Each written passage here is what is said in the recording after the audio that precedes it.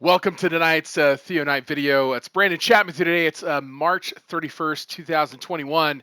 The market has continued to just kind of just throw out different stuff every day. One stock's leading, one area is leading, one area is lagging, and boy, you come in here and you start to consider the breadth of the market. You'll notice 293 declining, 210 advancing. We're seeing quite a bit more volume on the downside, yet the market's higher. I guess we could really say that what really is defining the market right now is a whole lot of bad breadth, meaning that there's just not a lot of participation, and not even a lot of consistency. Sometimes it's one area is up, and the next area is down. If we look at the sectors today, so let's bring up the S&P 500, the Spider Select sectors. You notice technology's leading today. Utilities are right in the mix. Utilities done phenomenally well over the last number of weeks. I read an article back here on Exelon where there's unusual option activity, and utilities have done really well along with staples of late. But you also have those areas that are just oversold, like, for example, a lot of technology. Yesterday, for example, there was a fair bit of unusual option activity in the Qs, for example. Not extraordinarily bullish, but maybe pointing to upside near 330. It was an IWM as well, pointing to maybe up here 227-ish.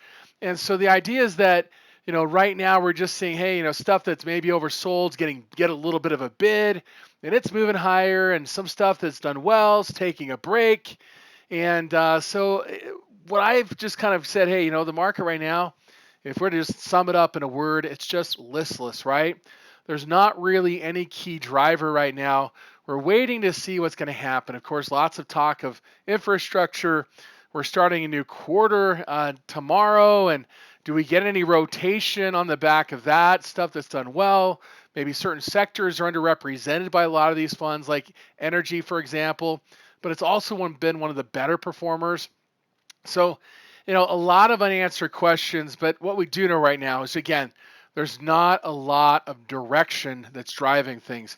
As we look at the VIX today, we're scraping the bottom of the barrel at around 19, and the movement in the VIX has been fairly muted, even on down days, which suggests there's a fair amount of hedging going on, right? So if we look at the VVIX, for example, we're way down, but look at where it was recently, right?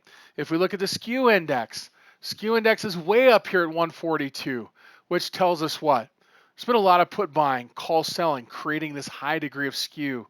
And so as a function, we've been kind of sitting up here with our dukes up, ready for a decline. It just hasn't happened yet.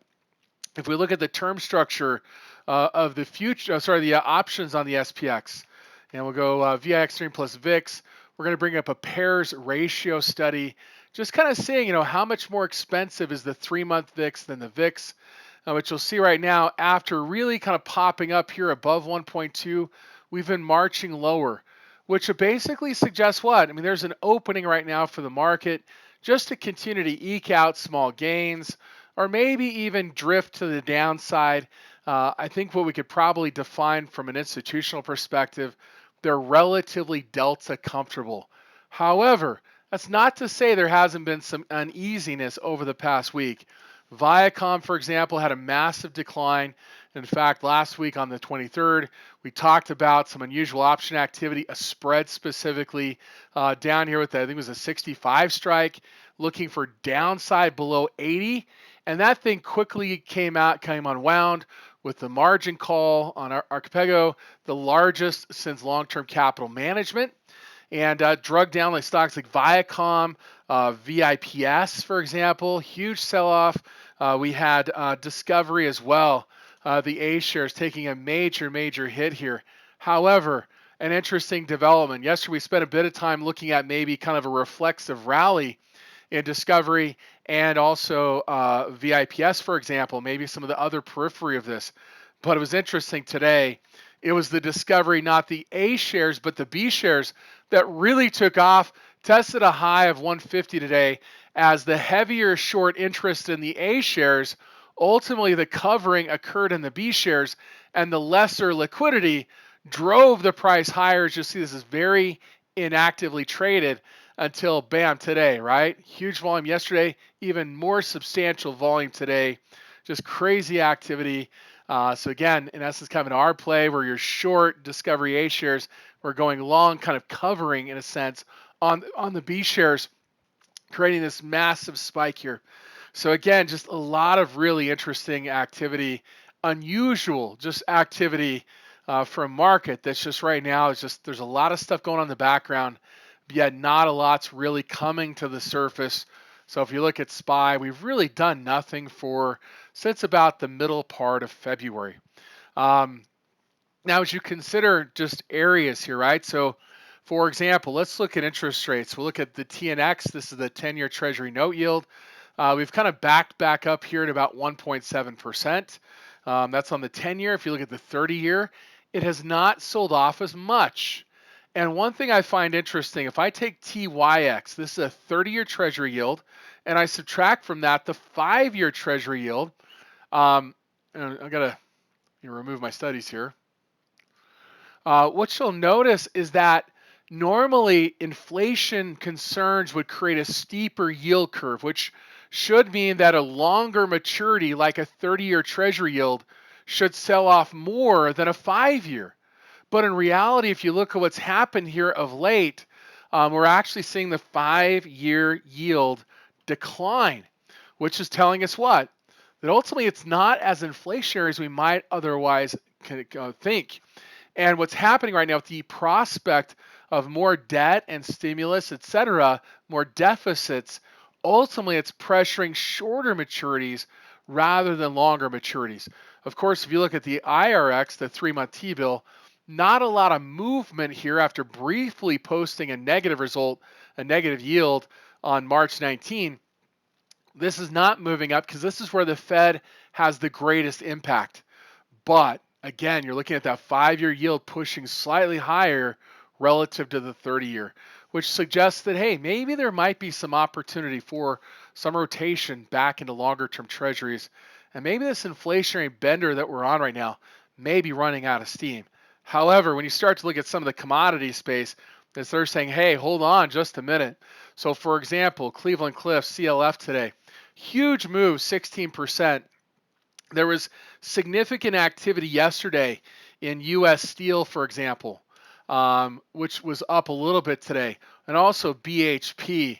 So we're starting to see some miners like BHP. Stock didn't really move today or yesterday for that matter, but we're looking at possibility of strength in some of this metals and mining, particularly iron ore, and it ultimately spilled over into CLF today, which was up 16%. But do we start to see the periphery, a continuation in the move of U.S. steel, or in particular, does BHP start to heat up here? So given the breakout we had here, something to watch in the coming days. Can we take out the high? Maybe we have a chance to run back towards 80, which the option activity yesterday was certainly an indication of. Other news today, Ford, right? So, let's just take a look at gold. So gold today, up nicely about 1.5%, ultimately outperforming the S&P 500. And gold's interesting after selling off yesterday, kind of retesting. We saw last week bullish option activity in UUP, which is a bullish dollar ETF, more predominantly weighted to the euro. It's made a nice move here above 25. And we're starting to see the UP decline just a little bit. This is predominantly weighted to the euro. Again, the target there was 116. We're kind of getting close to that point. But the idea being is that, yes, the dollar may be strengthening against the euro, but should the dollar be weakening in and of itself with all the prospects of debt? It hasn't been so. But today, maybe this is the first kind of sign, maybe since around March 9th, gold may start to get some traction. Yesterday was some bullish option interest in WPM, looking for upside to 45. Wheat and precious metals, obviously a precious metals producer, gold and silver, among other things, formerly Silver Wheaton. We saw some good movement in silver stocks today. Core mining was up 4%. Hecla as well, up about 4% as well. So again, bullish movement in kind of the precious metals, silver space as well, and bigger move in GLD. As we consider agricultural commodities, so if we look at DBA, again, think about inflation. Well, my goodness, what the report came out today talking about how much was planted. The anticipation was we're going to see more soybeans, more corn, right? More wheat planted because of prices. Well, guess what? Didn't happen, right? In fact, wheat production, this is the fourth lowest production year since 1919, for crying out loud. You'll see it's up 2% today. DVA, corn saw a particular momentum today, up 7%. But is there a possibility that ag commodities may start to lead out here, maybe getting close to retesting its prior highs or maybe higher on a smaller production year and maybe a weak dollar going forward here? So a couple other things to quickly note. We'll kind of wrap up, but for today, saw unusual option activity to the downside. In fact, as we look at the time and sales here, what you'll notice, these were option rolls. And so the bears that had previously bought some puts, they're rolling them out to the kind of this, not June, but May expiration here. You notice 12,000 contracts. So selling the April, buying the May, looking at a $10 downside target on forward. So that's something to watch here as far as a bearish signal here. WDC on the bullish side, you continue to hear about the chip shortage, has not really spelled a lot of bullish gains in WDC. Maybe upside here to 72.50 in the near term. But as you look at the option time and sales, 67.50 call bought for July. And you start to look at that July expiration, and you'll see again 15,000 contracts trading against 121 open interest. So mostly buying activity. It's kind of at the money, but it is showing some bullish interest out here going out 107 days. FCX on multiple bullish trades. Again, this is that metals, commodity, and mining type company, copper, gold, silver, you name it, they do it. But anyway, you'll see that as you look at the option time and sales, what you'll notice here is the June 21.45 call sold, 39 indications. It's actually a long trade. So if we come into that June expiration, what you'll notice is that in essence we're buying calls down here and just selling a little bit against it out at the 45 strike. So buying and kind of pairing that sale with it. So again, maybe providing maybe a limitation to those upside expectations, but do we have a possibility getting to 45? Maybe that's a possibility on FCX. We're bouncing off our lows, prior highs at 40. We may have a chance of pushing. This is more than one day in a row where we've seen bullish activity in FCX. Well, folks, that's a wrap. Brandon Chapman with you today on today's nightly video. You have a good one. We'll see you back another day. Thank you.